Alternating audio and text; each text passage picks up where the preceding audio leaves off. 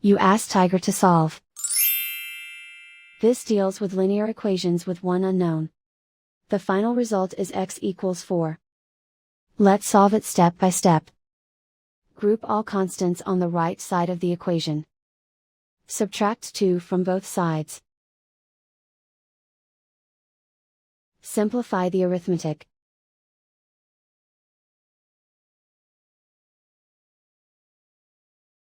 Isolate the x. Divide both sides by -4.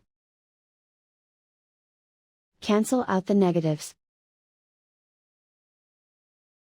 Simplify the fraction. Cancel out the negatives. Find the greatest common factor of the numerator and denominator. Factor out and cancel the greatest common factor. And so the final result is x equals 4.